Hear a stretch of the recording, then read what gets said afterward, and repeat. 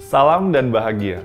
Ibu dan Bapak Guru, selamat datang kembali di modul Mendidik dan Mengajar. Kita akan meneruskan materi tentang menjadi manusia secara utuh, agar kita dapat memahami prinsip dasar untuk mencapai tujuan pendidikan, yaitu menjadi manusia yang seutuhnya berdasarkan pemikiran Ki Hajar Dewantara. Manusia sebagai makhluk ciptaan Tuhan Yang Maha Esa memiliki dua bagian utama pada tubuhnya, yaitu badan jasmani atau lahir dan badan rohani atau batin. Atas karunia Tuhan Yang Maha Esa pula, manusia memiliki akal yang digunakan untuk berpikir, untuk merasa, dan berkarya. Bersatunya pikiran, perasaan, dan kehendak dapat menimbulkan daya dan memunculkan budi pekerti yang menandakannya sebagai manusia merdeka, yaitu manusia yang dapat memerintah dan menguasai dirinya atau mandiri, dan itulah kodrat sebagai manusia. Sehingga, agar manusia mengetahui kebutuhan lahir dan batinnya sendiri, kita sebagai pendidik dapat membantu murid untuk memenuhi kebutuhan keduanya, agar mencapai keseimbangan dalam menjalani kehidupan. Kita tidak bisa membantu memenuhi kebutuhan hanya pada salah satu bagian, karena badan lahir dan badan batin pada manusia tidak dapat dipisahkan dan saling mempengaruhi.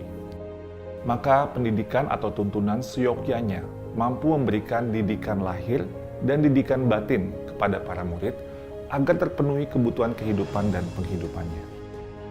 Menurut Ki Hajar Dewantara, pendidikan adalah tempat persemaian benih-benih kebudayaan yang hidup dalam masyarakat dan daya upaya untuk memajukan perkembangan budi pekerti, pikiran, dan jasmani.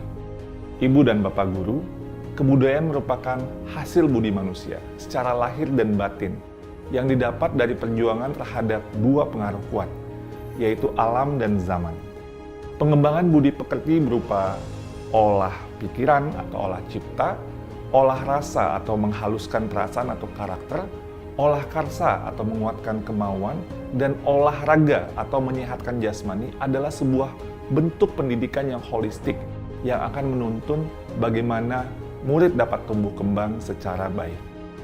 Sekaligus menjadikannya sebagai manusia yang merdeka, yaitu manusia yang dapat bersandar atas kekuatan lahir dan batinnya sendiri dan tidak tergantung kepada orang lain. Dengan demikian, memandang murid sebagai manusia secara utuh harus menjadi dasar kita sebagai pendidik dalam mendampingi murid-murid menentukan tujuan belajar, merencanakan pembelajaran sesuai dengan kebutuhan murid, baik lahir maupun batin, yang akan membantu murid-murid kita mengembangkan kekuatan lahir dan batinnya. Sebagai pendidik, kita tidak cukup hanya membantu memberikan pengajaran yang berorientasi pada penguatan keterampilan berpikir atau kognitif saja, tapi juga mendampingi murid-murid untuk mengembangkan kekuatan batinnya, yaitu sosial, emosi, empati, dan lain sebagainya. Misalnya, guru mengampu pelajaran yang sifatnya pengetahuan, kemudian menilai murid dengan menggunakan soal pilihan ganda yang cenderung hanya mengingat informasi yang diberikan. Padahal, beragam informasi dan pengetahuan yang diberikan dan dapat diakses dari mesin pencari dari sumber belajar lain yang ada di sekitar murid. Dapat dibayangkan ketika seorang guru memberikan soal operasi hitungan bilangan, jika ia hanya memberi soal-soal dan menilai hasilnya, maka mesin hitung seperti kalkulator bisa juga memproses hal yang demikian. Kekuatan keterampilan berpikir memang benar harus diasah dan ditingkatkan. Tetapi agar mencapai keseimbangan menjadi manusia, murid juga sebaiknya dilatih dan dikuatkan kebutuhan batinnya dalam berkehendak menentukan tujuan belajarnya, mengembangkan kerjasama, membangun empati, menghargai sesama, refleksi diri untuk mengembangkan dirinya, dan tentunya berkontribusi di lingkungan sosialnya.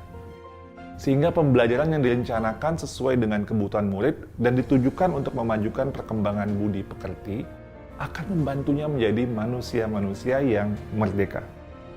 Manusia merdeka perlu memiliki modal keterampilan berpikir atau bernalar yang baik.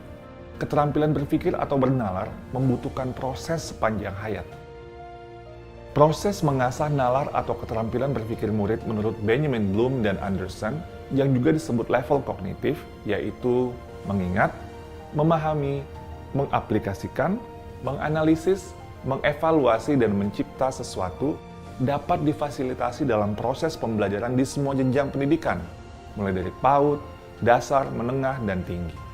Dan juga perlu disadari bagi kita sebagai pendidik bahwa semua level kognitif, dari mulai mengingat sampai mencipta atau mengkreasi, ini dapat dicapai pada semua jenjang pendidikan, di mana kedalaman dan kompleksitas pembelajaran dapat disesuaikan dengan tahap-tahap perkembangan anak. Beberapa ahli berpendapat proses pembelajaran kepada murid tidak harus dimulai pada tingkat kognitif atau keterampilan berpikir yang mengingat, tapi dapat juga diterapkan pembelajaran yang terintegrasi dengan urutan level kognitif atau keterampilan berpikir yang cocok digunakan dalam pembelajaran. Maka tujuan pendidikan untuk mengasah nalar murid dapat terwujud sebagai bekal pengembangan pendidikan budi pekerti murid. Mari kita renungkan bersama. Apakah kita sudah menjadikan murid-murid kita manusia seutuhnya? Apakah kita sudah membantu memberikan asupan kebutuhan lahir dan batin murid? Dan bagaimana cara kita mendampingi untuk mengasah keterampilan bernalar murid dengan sebaik-baiknya? Salam dan bahagia. Ibu dan Bapak Guru, hebat!